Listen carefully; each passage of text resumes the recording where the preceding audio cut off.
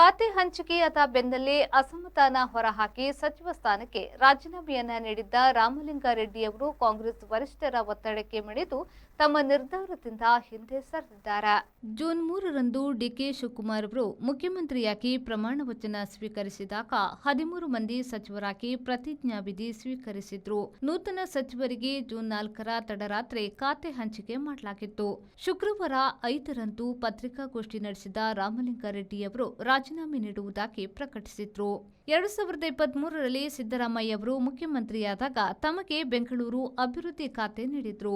ಆಗ ನಮ್ಮ ಮನೆಗೆ ಬಂದಿದ್ದ ಶಿವಕುಮಾರ್ ಅವರು ಈಗ ಅದನ್ನ ನಮಗೆ ಬಿಟ್ಟುಕೊಡಿ, ತಾವು ಮುಖ್ಯಮಂತ್ರಿಯಾದಾಗ ಬೆಂಗಳೂರು ಅಭಿವೃದ್ಧಿ ನೀಡುವುದಾಗಿ ಭರವಸೆ ನೀಡಿದ್ರು.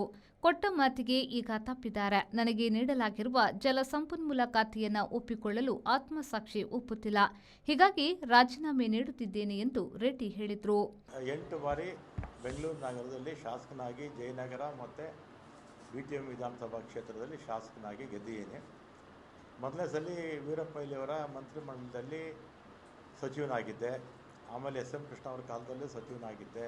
ಧರ್ಮಸಿಂಗ್ ಅವರ ಕಾಲದಲ್ಲೂ ಸಚಿವನಾಗಿದ್ದೆ. ಸಿದ್ದರಾಮಯ್ಯನವರ 2 ಅವಧಿಯಲ್ಲಿ ಸಚಿವನಾಗಿದ್ದೆ.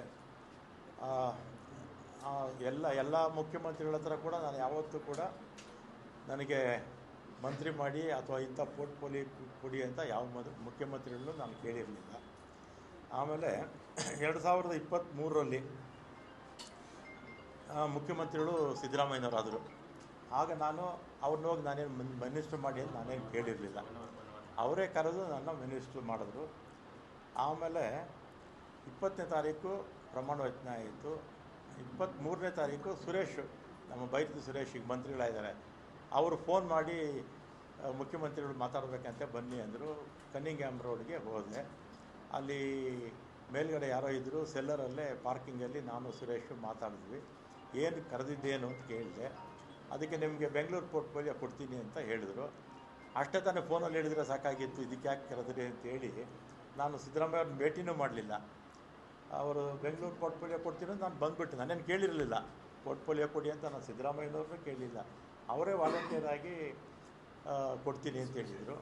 ಆಮೇಲೆ 25ಕ್ಕೆ ಅನೌನ್ಸ್ ಆಯಿತು ಪೋರ್ಟ್ಫೋಲಿಯೋ. ನನ್ನದು ಮತ್ತೆ ಟ್ರಾನ್ಸ್ಪೋರ್ಟ್ಗೆ ಹಾಕ್ಬಿಟ್ಟಿದ್ರು. ಆಮೇಲೆ ನಾನು ಫೋನ್ ಮಾಡಿದೆ, ಸುರೇಶಿಗೆ ಫೋನ್ ಮಾಡಿದೆ. ಅವರಿಬ್ಬರ ಜೊತೆಯಲ್ಲೇ ಕಾರಲ್ಲಿ ಹೋಗ್ತಾಯಿದ್ರು. ಯಾಕೆ ಈಗ ಆಯಿತು ಅಂತ ಹೇಳಿದೆ. ಇದು ಬೇರೆ ಬೇರೆ ಕಾರಣಗಳಿಂದ ಇದು ಬದಲಾವಣೆ ಆಗೋಯಿತು ಅಂತ ಹೇಳಿದರು.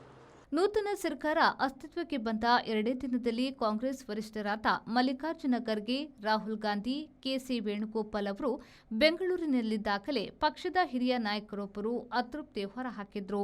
ರಾಜೀನಾಮೆ ಸಲ್ಲಿಸಿದ್ದ ಪ್ರಕರಣ ಕಾಂಗ್ರೆಸ್ ವರಿಷ್ಠರನ್ನ ಮುಜುಗರಕ್ಕೆ ದೂಡಿತ್ತು.